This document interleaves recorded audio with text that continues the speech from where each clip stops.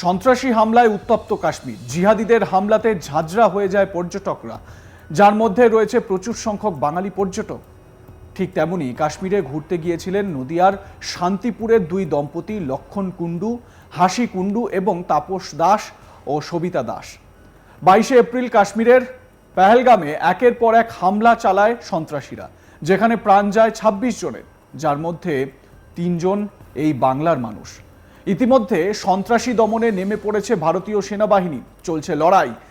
তার থেকে কিছুটা দূরেই ছিলেন লক্ষণ কুণ্ডু, তাপস দাসরা, মানে পেহেলগামে ঠিক যেখানে এই পরিস্থিতি তৈরি হয়েছিল তার কিছু দূরেই ছিলেন তাপস দাস, লক্ষণ কুণ্ডু।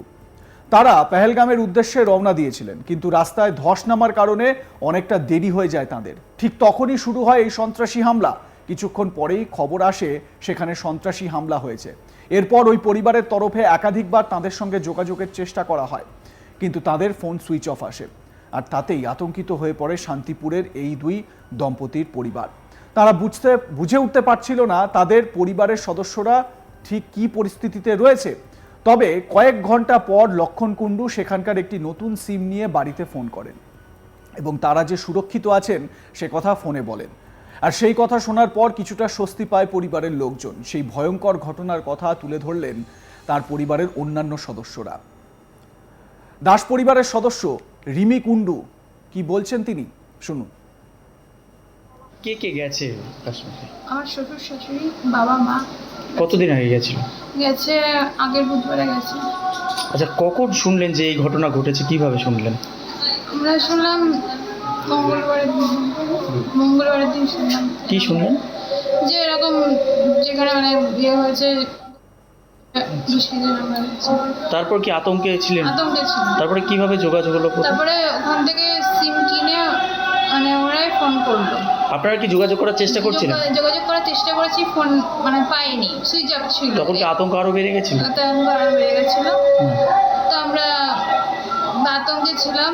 ওখান থেকে আবার সিম কিনে ফোন করে বললো না আমরা নিরাপদে আছি, অসুবিধা হবে না। মানে কাশ্মীরে তো পৌঁছে গেছিল?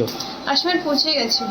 আচ্ছা, এই যে ঘটনা, কাশ্মীরে এই ঘটনা, কি বলবেন এই ঘটনা? একটা ওখানে তো মানুষ ঘুরতে যায়, একটা সৌন্দর্য জায়গা, সেটা বলবো যে এর মানে কোনো ব্যবস্থা করতে, যে মানুষ তো ঘুরতে যাচ্ছে, তো নিরাপত্তা তো আরো বাড়ানো উচিত।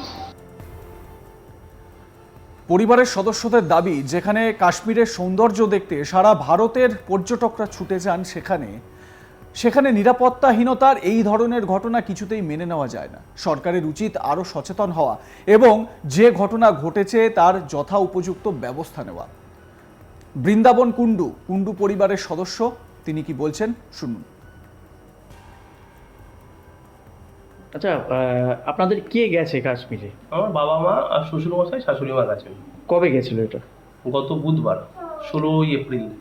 আচ্ছা, এই ঘটনা কিভাবে জানতে পারলেন? এই ঘটনা ওই মঙ্গলবারের দিন দুপুরবেলায় মোবাইলের মারফতই জানতে পারলাম, এবং আমার এক বন্ধু ফোন করে বললেন যে এই ব্যাপার।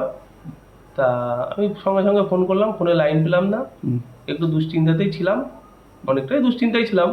তারপরে সন্ধ্যের দিকে ফোনে বাবাই একটা সিম কিনে ওখান থেকে ফোন আমাদের করে জানালো বাবারা নিরাপদেই আছে। বাবারা পেহেলগাঁও তো পৌঁছতেও পারেনি, মানে কাশ্মীরে চলে গেছিল? হ্যাঁ, শ্রীনগরে আটকে ছিল। শ্রীনগরে ধসের, তারা দুদিন আগে ধসের জন্য আটকে ছিল দুদিন। তা শ্রীনগরে আটকে ছিল, এখন বাড়ি চলে আসছে, নিরাপদে আছে, এখন আর কোনো প্রবলেম নেই। মানে ফোনে যখন যোগাযোগ করতে পারছিলেন না, তখন কি খুব দুশ্চিন্তা তো হবে, এরকম একটা ঘটনা, আর ওখানেই গেছে, এলাকা তো একই সঙ্গে সবই, এবার কে কোথায় আছে তো যেটা জানা যাচ্ছিল না। যতক্ষণ বাড়ি না আসে ততক্ষণ দুশ্চিন্তা তো ছিলই, এবং এখন নিরাপদে আছে, চলেও আসছে, দিল্লি আছে এখন।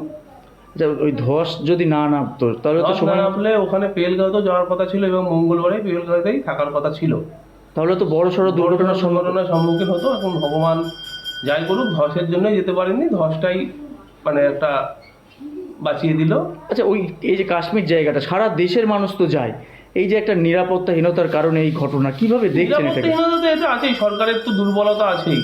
সরকার যদি প্রথম থেকেই স্টেপটা নিত, অনেকদিন থেকেই এটা শুনেছি কাশ্মীর গরম, তা সরকার যদি প্রথম থেকেই স্টেপটা নিত তাহলে এত বড় দুর্ঘটনা ঘটতো না।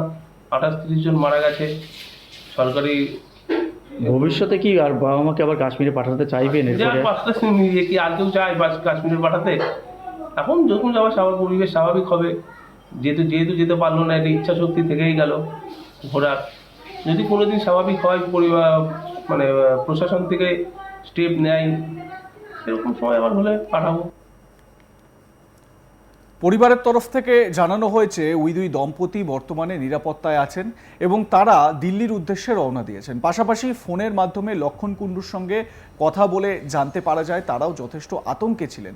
এই ঘটনা জানার পর তারা প্রথমে কি করবেন বুঝে উঠতে পারছিলেন না। দীর্ঘক্ষণ সেখানকার এক হোটেলে আটকে ছিলেন তারা। পরবর্তীকালে পরিস্থিতি যখন কিছুটা শান্ত হয় তখন সেখান থেকে দিল্লির উদ্দেশ্যে রওনা দেন তারা। কবে বাড়ি ফিরবেন সেই অপেক্ষায় প্রহর গুনছে শান্তিপুরের কুণ্ডু পরিবার।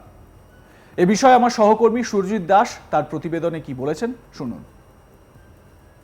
দুদিন আগে কাশ্মীরের পেহেলগাঁওতে জঙ্গি হামলা হয়।